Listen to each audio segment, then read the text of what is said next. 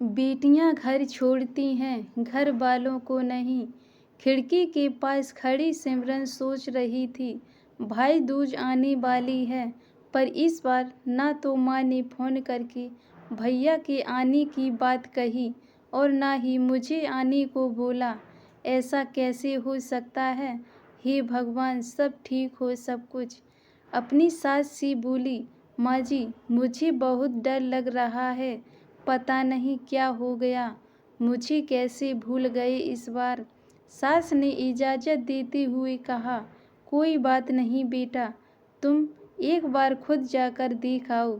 सास की आज्ञा मिलने भर की देर थी कि सिमरन अपने पति के साथ अपने मायके आ पहुंची, परंतु इस बार घर के अंदर कदम रखते ही उसे सब कुछ बदला सा महसूस हुआ। पहले जहाँ उसे देखते ही माँ पिताजी के चेहरे खुशी से खिल उठते थे, इस बार उन पर परेशानी की झलक सब दिखाई दे रही थी। पहले भाभी उसे देखते ही दौड़ी चली आती और प्यार से गले लगा लेती थी, पर इस बार दूर से ही एक हल्की सी मुस्कान दे डाली। भैया भी ज़्यादा खुश नहीं दिखे। सिमरन ने जैसे तैसे एक रात बिताई, परंतु अगले दिन जैसे ही उसके पति उसे मायके छोड़ वापस गए, उसने अपनी माँ से बात की। तब उन्होंने बताया कि इस बार कोरोना के चलते भैया का काम बिल्कुल बंद हो गया, ऊपर से और समस्याएं। बस इसी वजह से तेरे भैया को तेरे घर भी ना भेज सकी। सिमरन बोली, कोई बात नहीं माँ, ये मुश्किल दिन भी जल्दी निकल जाएंगे, आप चिंता मत करो। शाम को भैया भाभी आपस में बातें कर रहे थे कि सिमरन ने सुन ली।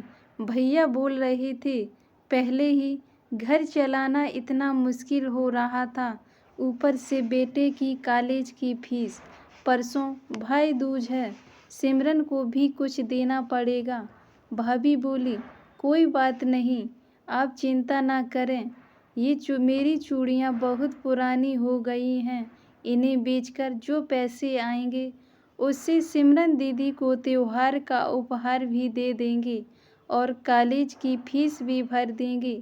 सिमरन को यह सब सुनकर बहुत बुरा लगा। भैया भाभी ये क्या बातें कर रहे हैं?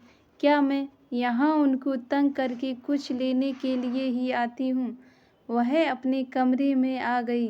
तभी उसे याद आया कि शादी से कुछ समय पहले जब वह नौकरी करती थी तो उसने बड़े शौक से अपनी पहली तनख्वाह लाकर पापा को दी थी। तब पापा ने कहा था, ये पैसे अपने पास ही रख ले बेटा, मुश्किल वक्त में काम आएंगे। इसके बाद वह हर महीने अपनी सारी तनख्वाह बैंक में जमा करवाती रही।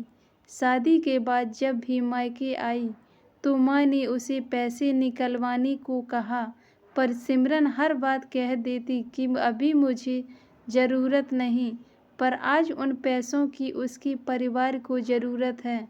वह अगले ही दिन सुबह भतीजे को साथ लेकर बैंक गई और सारे पैसे निकलवाकर पहले भतीजे की फीस जमा की और फिर घर का ज़रूरी सामान खरीदकर घर वापस आ गई। अगले दिन जब भैया का टीका किया तो भैया ने भरी आंखों से उसके हाथ 100 का नोट रखा। सिमरन मना करने लगी तो भैया बोले, ये तो शगुन है पगली, मना मत करना। सिमरन बोली, भैया बेटियां मायके शगुन के नाम पर कुछ लेने नहीं, बल्कि अपने माँ बाप की अच्छी सेहत की कामना करने, भैया भाभी को माँ बाप की सेवा करते देख ढेरों दुआएं देने और बड़े होते भतीजे भतीजियों की नज़र उतारने आती हैं। जितनी बार मायके की दहलीज पार करती हैं, ईश्वर से उस दहलीज की सलामती की दुआएं मांगती हैं। जब मुझे देख माँ पापा के चेहरे पर रौनक आ जाती है, भाभी दौड़कर गले लगाती हैं, आप लाड़ लड़ाते हो, मुझे मेरा शगुन मिल जाता है। अगले दिन सिमरन ने मायके से विदा लेकर ससुराल जाने के लिए जैसे ही दहलीज के पार कदम रखा कि भैया का फ़ोन बज उठा। उन्हें अपने व्यापार के लिए बहुत बड़ा ऑर्डर मिल गया था।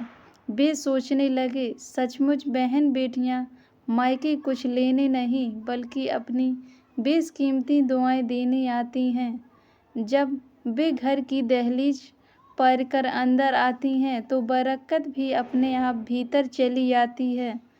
हर बहन बेटी के दिल की तमन्ना होती है कि उसका मायका हमेशा खुशहाल रहे और तरक्की करे। मायके की खुशहाली देख उसके अंदर एक अलग सी ताकत भर जाती है, जिससे उसके अपने जीवन में आने वाली मुसीबतों का वो डटकर सामना कर पाती हैं। भैया की आंखों से आंखों के आंसू बहने लगे और अपनी बहन को गले लगा लिया। धन्यवाद दोस्तों। अगर हमारी कहानी अच्छी लगे तो वीडियो को लाइक, कमेंट, शेयर ज़रूर करें और चैनल को सब्सक्राइब करें।